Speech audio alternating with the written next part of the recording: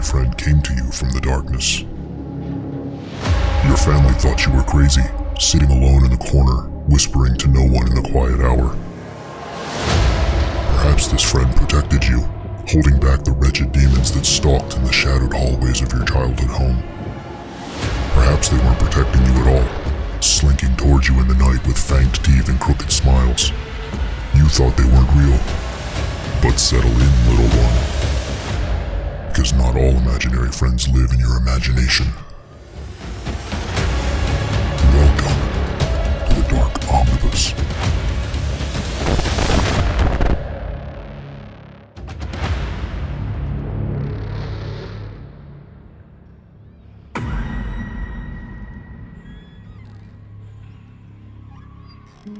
My grandmother's house was built on the land that was once occupied by an old city dump.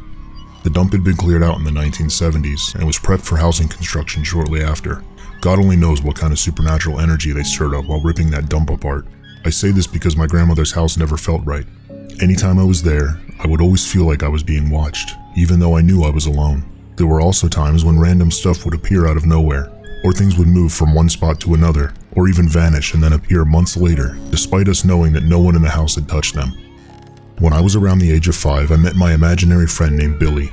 Billy seemed like a bright little boy and looked to be around the age of 8 or 9, but he was dressed like he was from the 1950s, with a yellow checkered shirt and a pair of blue overalls. His brown hair was always neatly slicked to the side of his face, which accentuated his blue eyes and freckles.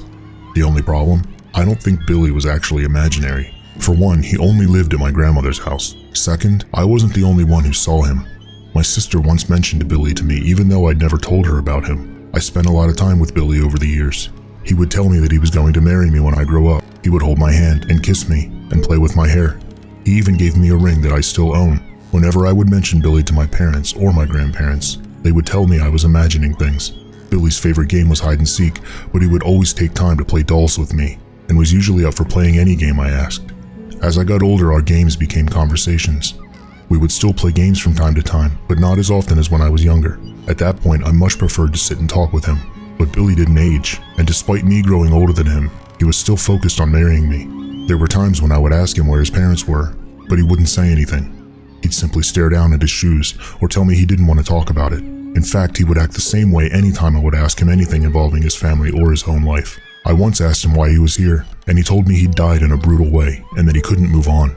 I asked him how he died, but once again he stared at his shoes and wouldn't tell me anything more. Then, one day, Billy told me he wasn't going to see me for a while. I didn't understand, but he wouldn't give me any information as to why this was the case. Over the years, I thought of Billy often, though admittedly less often as time passed. Then one night, years later, Billy appeared to me in a dream. He gave me a hug and told me how much he missed me. He noted how big I'd gotten, and we continued talking for a while about things I can't recall. He finally broke down and told me that his dad had killed him and disposed of his body in the old dump that was cleared out to make room for the construction of my grandparents' house and the surrounding neighborhood. Then I woke up. I haven't seen Billy since.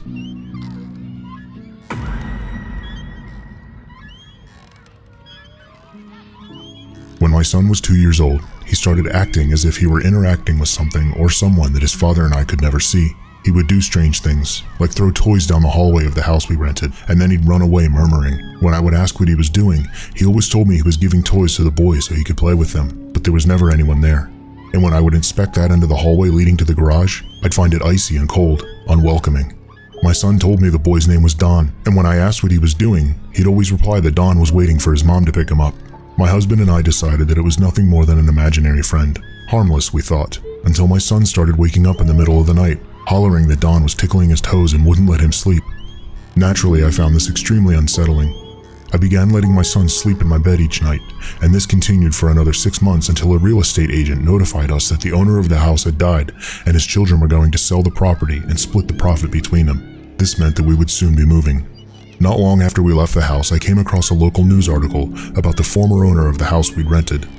The article was warm and kind, conveying how much the man would be missed by the community. It explained how he had been raised since childhood by his mother in that same house, and that his name was Don. That name. Everything came flooding back. My son's imaginary friend was our homeowner, and he was waiting for his mother to come and take him to the other side. I will never look at imaginary friends the same way again.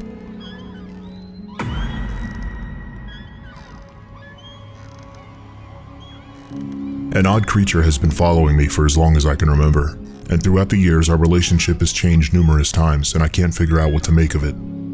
You see, when I was a little girl, no older than 5, I used to play with a creature that I had named Shadow, since it closely resembled the character of the same name from the video game series Sonic the Hedgehog.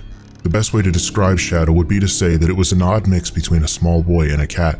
It had an almost human face with bright green cat eyes. It was bipedal and covered in thick black fur, with long fingers attached to humanoid hands, and these were crowned with sharp curved claws. Over the years we played together a lot. Sometimes we'd play games all night. Other times when I wanted to play during the day, we'd have to move to the darkness of my bedroom closet. But Shadow was always there. At the time, I saw him as a protector. For instance, he would often warn me about the dangers in the house, specifically with things that lurked in other closets and other rooms. The types of things, he'd say, that weren't so nice. He was adamant that I never go into the back of our downstairs closet since something horrible was locked in there. Unfortunately, like most children, I fell victim to curiosity, and one morning I ignored his warning and entered the closet. I shut the door behind me and felt my way through the darkness, stumbling over suitcases and an old rug my parents had thrown back there. But the moment I got to the back corner of the closet, I suddenly felt like I'd trespassed into forbidden ground. I heard chanting. I saw shadow figures dancing in a circle around me.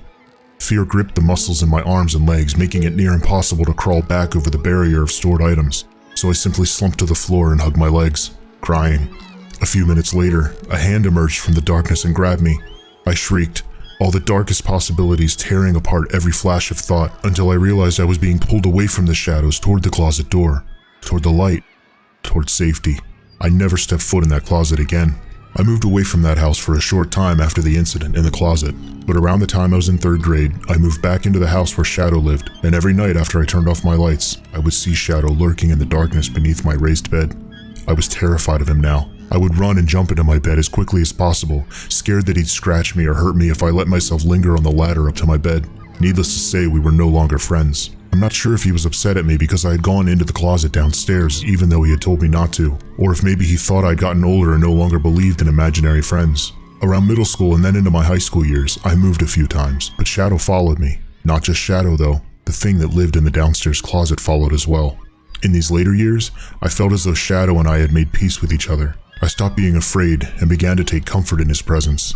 I felt like he was protecting me once more from the darkness that had now begun to torment me. Shadow had changed in appearance now. He had taken on a more cat-like form, sometimes appearing only as a black cat. I'm in college now, and since moving to campus I haven't thought of or seen much of Shadow until recently. I feel like he's changed again. He now seems bigger than he once was. He looms over me and has a wild look in his eyes. I feel like something has driven him mad, and I'm often scared when I see him. I don't think he'll hurt me. I still feel the good in him, but I always get the feeling that I need to run away from him, away from the darkness.